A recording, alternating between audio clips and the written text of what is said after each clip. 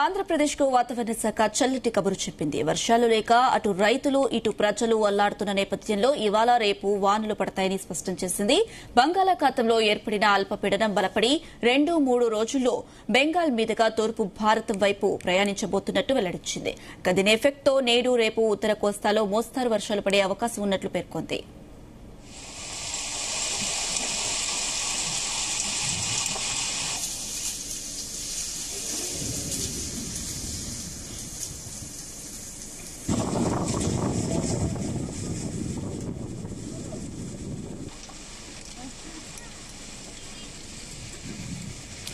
అల్పపీడనం ఉపరితల ఆవర్తనం కారణంగా రుతుపవనాలలో కదలికలు రావచ్చని అంచనా వేసింది వాతావరణ శాఖ.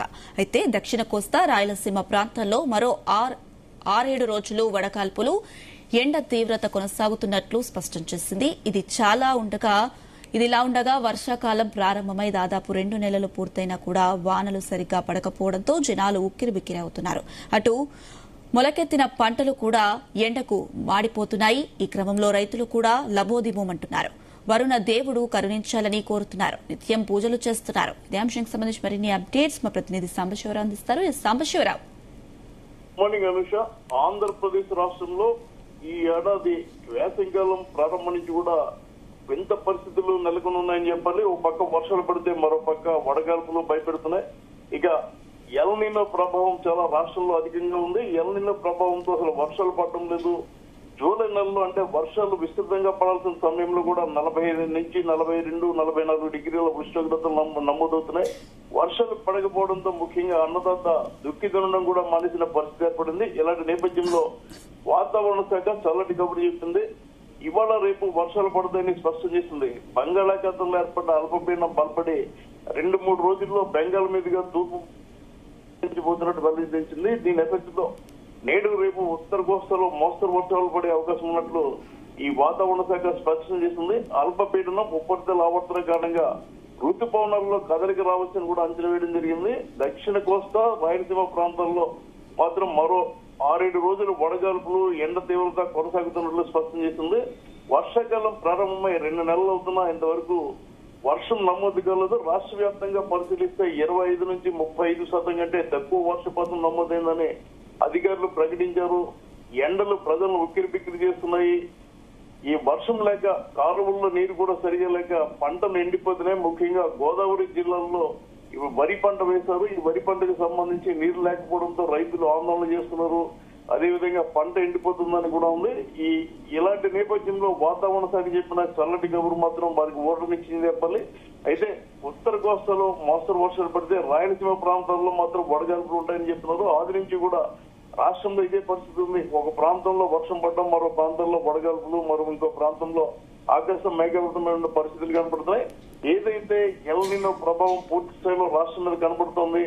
వర్షాలు తగ్గిపోయి పగటి ఉష్ణోగ్రతలు పెరిగాయి, పొడి గాలులు వీస్తున్నాయి. దీంతో వాతావరణం హీట్ ఎక్కి ప్రజలు తట్టుకోలేని పరిస్థితి ఉంది. జూలై నెలలో కూడా 40 డిగ్రీల పైబడి ఉష్ణోగ్రతలు నమోదవుతుండటంతో ప్రజలు అల్లలాడిపోతున్నారు. వర్షాలు కురవాలని ఎక్కడికెక్కడ పూజలు చేస్తున్నారు. దీనికి తోడు దేవాదాయ శాఖ రాష్ట్రంలోని అన్ని ప్రముఖ ఆలయాల్లో వర్షాలు కురవాలని కోరుతూ సహస్ర ఘటాభిషేకాలు కూడా నిర్వహిస్తోంది. ఈ నేపథ్యంలో వాతావరణ శాఖ చెప్పిన ఈ వర్షాలు పడతాయి అన్న ప్రకటన మాత్రం రైతుల్లో ఒకంత ఆశను పెంచుతోంది. ఎండిపోతున్న పంటలకి వర్షం ఊతమిస్తుంది, పంటలు బాగుంటాయని కోరుతున్నారు.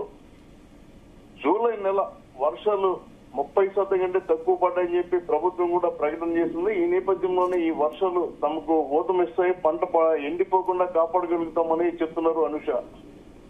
సాంబశివరావు, అయితే 2 రోజుల పాటు మోస్తారు వర్షాలు కురుస్తాయని చెప్తున్నారు వాతావరణ శాఖ అధికారులు. మరి రైతులు ఏమంటున్నారు దీనికి సంబంధించి? రైతులైతే తీవ్ర ఆందోళనలో ఉన్నారు. ఎందుకంటే ఎల్ నినో ప్రభావంతో జూన్ నెలాఖరు నాటికే పంటలు పూర్తి చేయాలి, నాట్లు వేసుకోవడం పూర్తి కావాలని చెప్పి ప్రభుత్వం, వ్యవసాయ శాఖ, ఇరిగేషన్ అధికారులు కూడా పెద్ద ఎత్తున ప్రచారం చేసే నేపథ్యం ఉంది. అయితే వర్షాలు పడకపోవడం, ఏదైతే జూన్ 12న మామూలుగా ఋతుపవనాలు వస్తాయని చెప్పినప్పటికీ ఈ ఏడాది ఋతుపవనాలు ముందుగా వచ్చేసి మే ఎండింగ్ కి ఋతుపవనాలు వస్తాయని చెప్పినప్పటికీ ఎక్కడ వర్షం అనేది కనపడలేదు. ఏ నెలకి నెల కురవాల్సిన వర్షం పాతాన్ని అధికారులు అంచనా వేస్తే 30 నుంచి 35% తక్కువ వర్షపాతం నమోదైనట్లు రికార్డు చేస్తున్నారు. దీంతో రైతులు ఇప్పటికీ చాలా మంది పొలం పంట పట్టలేదంటే కేవలం వాతావరణ ప్రభావం, ఎండలు అధికంగా ఉండడం, వర్షాలు లేకపోవడంతో రైతులు పొలాలకు కూడా వెళ్ళలేని పరిస్థితి ఉంది. ఈ ఎల్నినో ప్రభావం జూలైలో కూడా మరింత అధికంగా ఉంటుంది కాబట్టి ఇప్పటికైనా నాట్లు పూర్తి చేయాలని అధికారులు కోరుతున్నా వర్షాలు లేవు. ప్రస్తుతం ఇస్తున్న కాలువల ద్వారా ఇస్తున్న నీరు కూడా సరిపోవడం లేదని చెప్పి పొలం పనులు ఆపేశారు. ఎవరైతే ముందుగా పొలం పనులు చేపట్టి నాట్లు వేశారో మరికొన్ని చోట్ల వెదజల్లు విధానానికి వెళ్లి సాగు చేపట్టారో ఆ పొలాలన్నీ కూడా ఎండిపోతున్నాయి.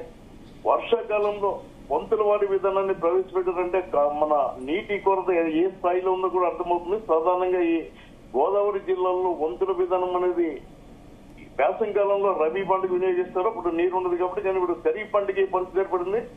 మామూలుగా చెప్పాలంటే జూలైలో అతివృష్టి కురిసే అవకాశాలు కూడా ఉన్న పరిస్థితుల్లో వర్షాలు లేక రైతులు తీవ్ర ఇబ్బందులు పడుతున్నారు. వాతావరణ శాఖ చెప్పిన ప్రకారం 2 రోజులు వర్షాలు కురిస్తే మాత్రం తమకు ఒక ఇంత ఊరట లభిస్తుందని కూడా వాళ్ళు ఆనందం వ్యక్తం చేస్తున్నారు. ఆ స్థాయిలోనే వర్షాలు కురవాలని కూడా వాళ్ళు కోరుకుంటున్నారు. Anusha. Right Sambasivarao, thank you.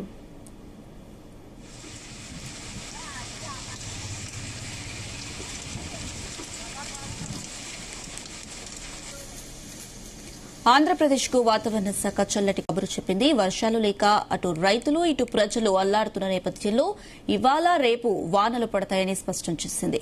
బంగాళాఖాతంలో ఏర్పడిన అల్పపీడనం బలపడి 2-3 రోజుల్లో బెంగాల్ మీదుగా తూర్పు భారతం వైపు ప్రయాణించవచ్చన్నట్లు వెల్లడించింది. ఇక దీనిపై ఎఫెక్ట్తో నేడు రేపు ఉత్తర కోస్తాలో మోస్తారు వర్షాలు పడే అవకాశం ఉన్నట్లు పేర్కొంది.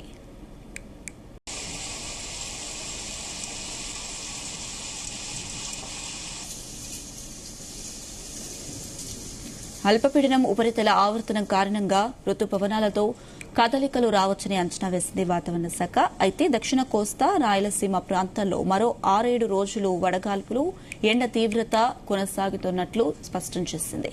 ఇదిలా ఉండగా వర్షాకాలం ప్రారంభమై దాదాపు 2 నెలలు పూర్తయినా కూడా సరిగ్గా పడకపోవడంతో జనాలు ఉక్కిరిబిక్కిరి అవుతున్నారు. అటు మొలకెత్తిన పంటలు కూడా ఎండకు మాడిపోతున్నాయి.